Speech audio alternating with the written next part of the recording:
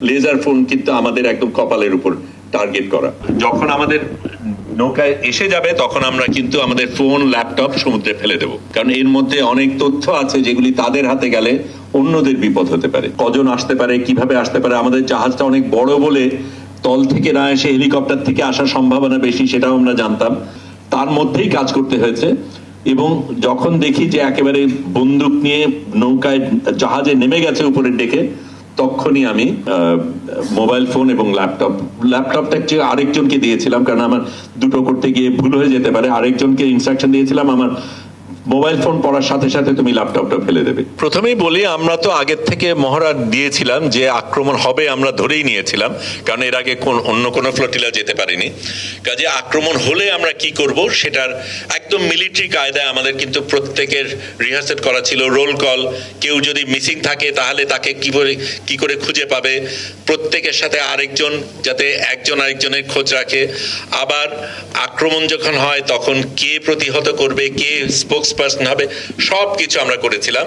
একটা জিনিস তার বাইরে ঠিক ছিল যে আমি এবং আরেকজন হসিম নামে আরেকজন সাংবাদিক, আমরা দুজন শেষ মুহূর্ত পর্যন্ত ফিল্মিং করব, যাতে নাকি আমরা এই তথ্যটা দিতে পারি। সেটার কারণে আমাদের বিশেষ একটা জায়গায় থাকতে হয়েছে যেখানে আমরা ইন্টারনেট সিগন্যালটা পাবো, আমরা লাইভ দেব। কারণ আমরা এটাও জানতাম যে আমাদের যখন আমাদের নৌকায় এসে যাবে তখন আমরা কিন্তু আমাদের ফোন ল্যাপটপ সমুদ্রে ফেলে দেব, কারণ এর মধ্যে অনেক তথ্য আছে যেগুলি তাদের হাতে গেলে অন্যদের বিপদ হতে পারে। সেই কারণে আমরা আগেই সিদ্ধান্ত নিয়েছিলাম, কিন্তু একেবারে শেষ মুহূর্ত পর্যন্ত যাতে ফিল্মিং করতে পারি সেই কারণে আমরা একদম নিজেরা আগে গবেষণা করে কোন জায়গায় সবচেয়ে বেশি সিগন্যাল পাওয়া যায় সেরকম জায়গায় ছিলাম। কাজে আমি এবং হোসিন, ও সে ডান দিকে আমি বাদিকে, এরকম ভাবে আমরা অবস্থান নিচ্ছিলাম।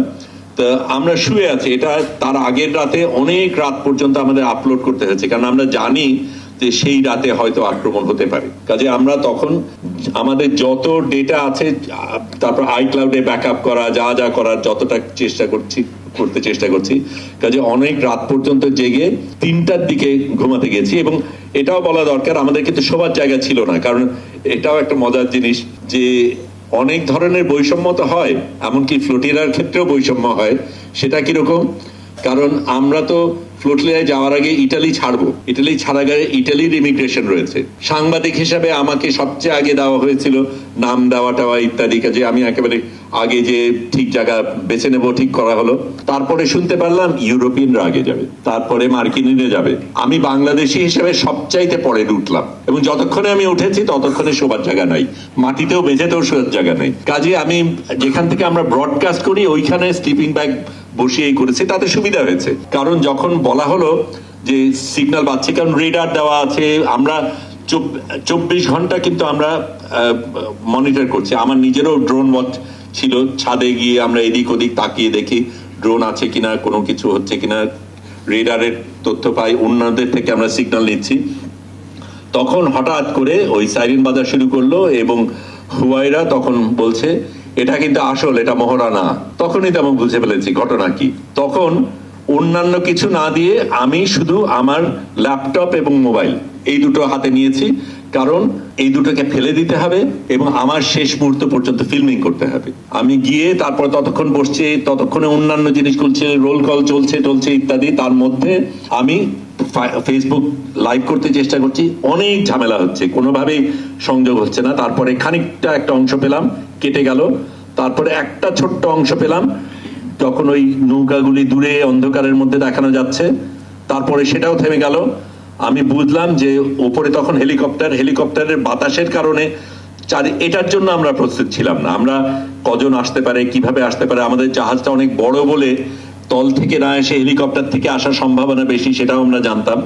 কিন্তু হেলিকপ্টার আসলে এরকম ভাবে বাতাস, পানি, সব কিছুর একটা ঝড় তৈরি হবে, সেটা আমাদের হয়তো হিসাবে ভুল ছিল। তার মধ্যেই কাজ করতে হয়েছে। এবং যখন দেখি যে একেবারে বন্দুক নিয়ে নৌকায় জাহাজে নেমে গেছে উপরের ডেকে, তখনই আমি আমার মোবাইল ফোন এবং ল্যাপটপটা আরেকজনকে দিয়েছিলাম, কারণ আমার দুটো করতে গিয়ে ভুল হয়ে যেতে পারে। আরেকজনকে ইনস্ট্রাকশন দিয়েছিলাম আমার মোবাইল ফোন পড়ার সাথে সাথে তুমি ল্যাপটপটা ফেলে দেবে। মাত্র এক সপ্তাহ আগে মোবাইল ফোনটা কেনা, কাজে একটু আফসোস ছিল। যাই হোক, সেটা ভিন্ন কথা। কিন্তু ওই পরিস্থিতিটা হলো। তারপরে এরা যখন নামলো, আমি গুনেছি 39 পর্যন্ত, কিন্তু আমার অনুমান 50 জন খানিক ছিল। আমি একেবারে এক এক করে যত গুনতে পেরেছি গুনেছি, 50 জন খানিক ছিল। কিছু নারীও ছিল। পুরুষরা পুরো কমব্যাট গিয়ারে, মেশিন গান, এক একজনের এক এক রকম মেশিন গান, স্নাইপার বুলেট ও লেজার বুলেট আলাদা ছিল। এবং সেই সময় আমরা দেখি যে আমার উপরে এবং হসিমের উপরে ওই লেজার পড়ছে। কাজেই ঠিক মোবাইল ফোন ফেলে দেওয়ার আগের ঘটনা বলছি, লেজার ফোন কিন্তু আমাদের একদম কপালের উপর টার্গেট করা। তাড়াতাড়ি ফেলে দিলাম। তারপরে এটা ভয় দেখানোর জন্য করে কিনা সেটা জানি না, কিন্তু করেছে।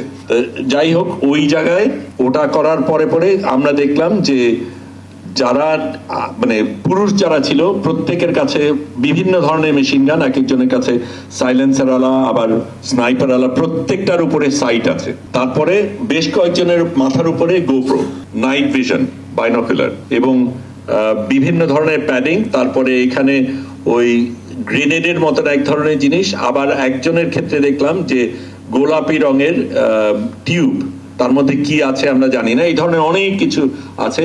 নারীরা যারা ছিল তাদের হাতেও বন্দুক ছিল, তারা কমব্যাট গিয়ারে ছিল না, তারা সিভিলিয়ান ক্লোথে ছিল, কিন্তু বন্দুক তাদের হাতে, প্রত্যেকের হাতেই বন্দুক ছিল।